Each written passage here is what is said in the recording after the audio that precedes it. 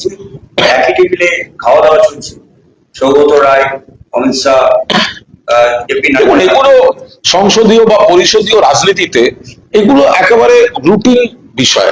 কারণ এই যে ধরুন আমরা বিধানসভায় এই লবিতে বসে থাকি, বিভিন্ন দলের কতজনের সঙ্গে দেখা হয়, যাদের সঙ্গে হয়তো তিক্ত সম্পর্ক, হয়তো মুখোমুখি দেখা হয়ে যায়, একটা সৌজন্য হয়ে যায়।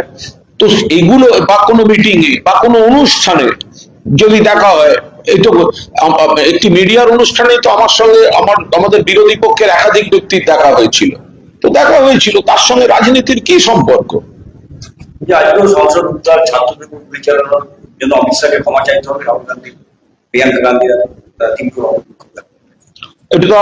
এটা তো আমরা খুব স্পষ্টভাবে বলছি, যেভাবে নিট ইস্যুতে ছাত্রদের উপর দমন পীড়ন হয়েছে, যেভাবে পুলিশকে নেমিয়ে দেওয়া হয়েছে, যেভাবে ছররা বুলেট চলেছে, যেভাবে এই ছাত্র জীব নতুন প্রজন্মকে দমিয়ে রাখার চেষ্টা হয়েছে, তো এটা হচ্ছে কেন হলো, কি জন্য হলো?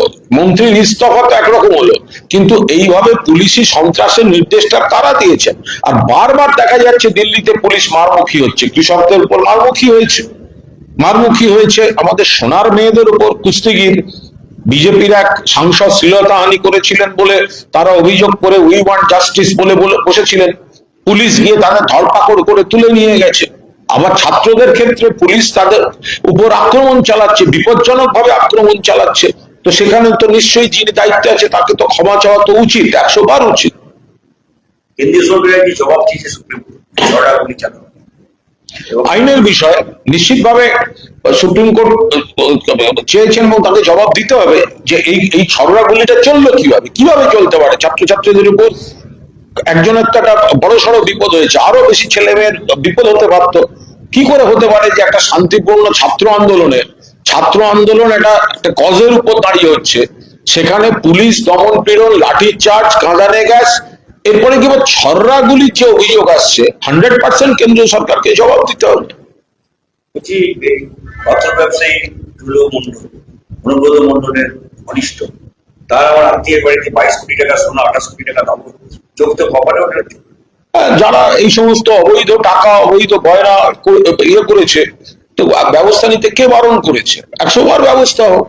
আমরা তো বারবার বলছি, যদি কোথাও কোনো অন্যায় থাকে, বিতর্কিত এবং অবৈধ এগুলো থাকে, তো ব্যবস্থা নিন না, কে বারণ করেছে? আবার তখন দেখবেন কে আবার ভালো তৃণমূল হয়ে গিয়ে নাম লিখিয়ে দিল কোথাও, তখন আবার পুলিশ দেখতে পাবে না। শুধুমাত্র তাদের কথায় হ্যাঁ না বললেই পুলিশ যাবে, পুলিশে যাওয়ার মাপকাঠি যেন আবার এইটা না হয়ে যায়।